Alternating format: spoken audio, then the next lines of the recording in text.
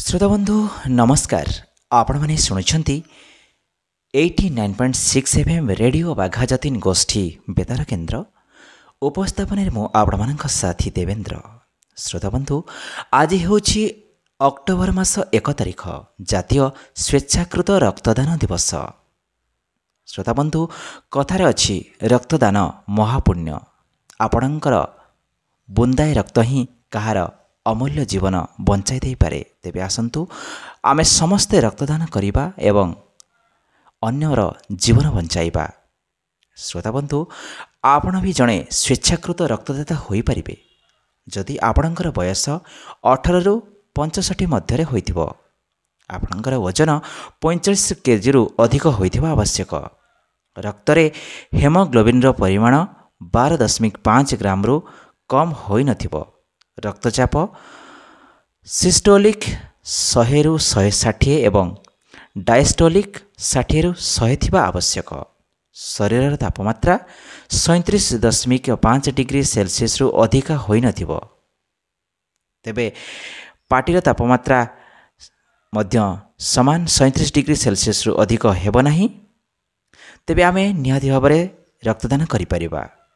श्रोताबंधु एबे आसंतु जानिबा रक्तदान द्वारा आमको कि उपकार मिले। नियमित रक्तदान कले कोलेस्टेरोल परिमाण नियंत्रित रहिबो एवं एहा द्वारा हृदरोगर आशंका कम होइताए। उच्च रक्तचाप जनित समस्या एवं मधुमेह रोग द्वारा आक्रांत हेबार आशंका कम थाए। अस्थिमज्जा अधिक सक्रिय और कार्यक्षम हुए। HIV AIDS jaundice syphilis malaria इत्यादि 5 प्रकार रोग नियमित परीक्षा करा जाय थाए। सर्वोपरि जनकर जीवन रक्षा करि पारिथिबारु अशेष आत्मतृप्ति एवं नैसर्गिक आनंद मिली थाए। श्रोताबंधु आम भितरे अनेक प्रश्न उंकी मारे जे केउ मानकु रक्तदान करिबा मना से विषय मध्य आसंतु जानिबा।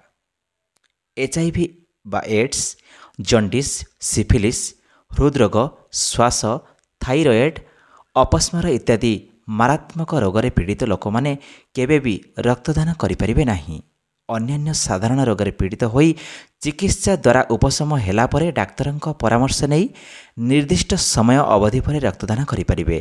महिला माने ऋतुस्राव गर्भधारण गर्भपातर 3 मास मध्यरे एवं शिशु को स्तन्यपान समय 1 वर्ष पर्यंत रक्तदान करिबा अनुचित। जदि 6 मास मध्यरे कोनोसी बड़ धरणर अस्त्रोपचार किंबा 3 मास मध्यरे छोट धरणर अस्त्रोपचार होइथाए ताहेले रक्तदान करिबा अनुचित। श्रोताबंधु प्रश्न आसे जे जनक शरीर आमे केते परिमाण रक्त थरेके देई थाउ। श्रोताबंधु आमे थरकु मात्र 350 मिलीलीटर रक्त जनक शरीर संग्रह करा जाय थाए। श्रोताबंधु रक्तदान करिबा पूर्वरु केउ शारीरिक परीक्षा गुड़िक करा जाय थाए से विषय आसंतु टिके जानिबा। शरीरर उत्ताप एवं ओजन मापर निर्धारण हिमोग्लोबिन निर्धारण रक्तचाप परीक्षा हृदस्पंदन गणना फुसफुस यकृत एवं पिल्लार अवस्था अध्ययन। श्रोताबंधु प्रतिटी संगृहीत रक्तमुणी पई रक्त भंडार रे की परीक्षा करा जाए से विषय मध्य आसंतु नजर पकेबा। जॉन्डिस बा हेपाटाइटिस B और C मलेरिया HIV बा एड्स टेस्ट यौन रोग संपर्कित परीक्षा रक्त वर्ग चिन्हट और रक्तदाता और ग्रहीतांक रक्तर समानता परीक्षण करा जाए। रक्तदान पूर्वरु उपरोक्त परीक्षा गुड़िक कहीं रक्तदान शिविर रे करा जाए नहीं। एगुड़िक समय सापेक्ष परीक्षा। रक्तदान शिविर रे रक्त परीक्षा गुड़िक करिबा पई विज्ञान सम्मत उपयुक्त परिवेश न थाए। तेणु एहाकु रक्त भंडार परीक्षागार रे परीक्षा करिबा नियमतः बाध्यतामूलक अटे। श्रोताबंधु प्रश्न आसे जे रक्तदान करिबार व्यवधान केते रहिबा उचित। श्रोताबंधु जड़े पुरुष प्रति 3 मासरे एवं जड़े महिला प्रति 4 मासरे बिना समस्या रक्तदान करिपारिबे। अनेक भावती जे रक्तदान कौन निरापद। आज्ञा हाँ यह संपूर्ण निरापद। श्रोताबंधु रक्त संग्रह पर समस्त सरंजाम विशोधित हो आसी थाए एवं थरे व्यवहार पर ताहा नष्ट कर दिया जाए थाए। ଏଥିରେ ବ୍ୟବହୃତ ଛୁଞ୍ଚି ମଧ୍ୟ ଥରେ ବ୍ୟବହାର ପରେ ନଷ୍ଟ କରିଦିଆଯାଏ। ତେଣୁ ଏଥିରେ କୌଣସି ବାହ୍ୟ ସଂକ୍ରମଣର ଆଶଙ୍କା ନାହିଁ। ଶ୍ରୋତାବନ୍ଧୁ, ପ୍ରଶ୍ନ ଆସେ ଯେ ଏଡ୍ସ କ'ଣ? ରକ୍ତଦାନ ଦ୍ୱାରା ଏଡ୍ସ ରୋଗ ସଂକ୍ରମିତ ହୋଇଥାଏ କି? ମନେ ରଖନ୍ତୁ ଶ୍ରୋତାବନ୍ଧୁ, ଏଡ୍ସ ଗୋଟିଏ ଭୟାବହ କ୍ଷତିକାରକ ସଂକ୍ରାମକ ରୋଗ, ଯାହାକି ଶରୀରରେ ରୋଗ ପ୍ରତିରୋଧକ ଶକ୍ତି ଯାହାକୁ ଦୁର୍ବଳ କରିଥାଏ। ଏହା ଫଳରେ ସଂକ୍ରମିତ ବ୍ୟକ୍ତି ଅନ୍ୟାନ୍ୟ ରୋଗରେ ଶିକାର ହୋଇଥାଏ। ରକ୍ତଦାନ ଦ୍ୱାରା ଏଡ୍ସ ରୋଗ ସଂକ୍ରମିତ ହେବାର ଆଦୌ ସମ୍ଭାବନା ନଥାଏ। ଶ୍ରୋତାବନ୍ଧୁ, କେତେଦିନ ପର୍ଯ୍ୟନ୍ତ ରକ୍ତଭଣ୍ଡାରରେ ରକ୍ତ ସଂରକ୍ଷଣ ହୋଇପାରିବ? ଆସନ୍ତୁ ସେ ବିଷୟରେ ଜାଣିବା। ରକ୍ତରେ ଆଣ୍ଟିକୋଆଗୁଲାଣ୍ଟ ବା CPDA1 ଦ୍ରବଣ ମିଶ୍ରଣ କରି 2 ଡିଗ୍ରୀରୁ 6 ଡିଗ୍ରୀ ଉତ୍ତାପରେ ସାଧାରଣତଃ 35 ଦିନ ପର୍ଯ୍ୟନ୍ତ ରକ୍ତ ସଂରକ୍ଷଣ କରାଯାଇଥାଏ। ରକ୍ତଦାନ ପରେ ରକ୍ତଦାତା ସୁସ୍ଥ ଅନୁଭବ କରିବ କି? ଏ ପ୍ରଶ୍ନ ମଧ୍ୟ ମନକୁ ଆସେ। ଏହାର ଉତ୍ତରରେ ଆମେ କହିବା ହଁ। ମାତ୍ର ଅଧଘଣ୍ଟା ପରେ ଜଣେ ରକ୍ତଦାନ କରିଥିବା ବ୍ୟକ୍ତି ସାଧାରଣ କାର୍ଯ୍ୟ କରିବାକୁ ସମର୍ଥ ହୋଇପାରିବ।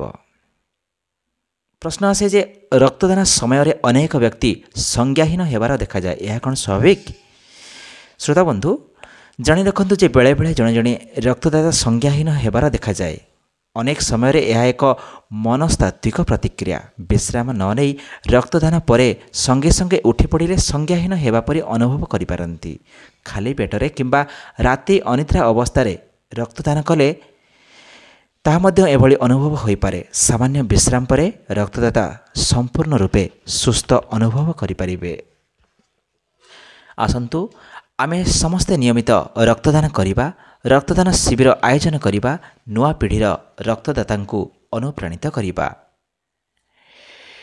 ଆପଣଙ୍କ ଜୀବନର ପ୍ରତିଟି ସ୍ମୃତି ଜୀବନ୍ତ ହୋଇଉଠୁ ରକ୍ତଦାନରେ। ଶ୍ରୋତାବନ୍ଧୁ, ସମୟ ବଦଳି ଚାଲିଛି, ହେଲେ ବଦଳି ଯାଇନି କିଛି କଥା। ଯେମିତିକି ରକ୍ତର ଆବଶ୍ୟକତା କାଲି ଥିଲା, ଆଜି ବି ଅଛି। ଖାଲି ଯାହା କାହାର ବୁନ୍ଦାଏ ରକ୍ତରେ ଆଉ କିଏ ନୂଆ ଜୀବନ ପାଉଛି। ଏଣୁ ସବୁଠି ନୀତି ନୂଆ ନୂଆ ରକ୍ତଦାତାଙ୍କୁ ଖୋଜା ପଡ଼ିଛି, ଆପଣଙ୍କୁ ବି। ଶ୍ରୋତାବନ୍ଧୁ, ଶୁଣୁଥାନ୍ତୁ ରେଡ଼ିଓ ବାଘା ଯତୀନ ଗୋଷ୍ଠୀ ବେତାର କେନ୍ଦ୍ର 89.6 FM ବ୍ୟାଣ୍ଡରେ।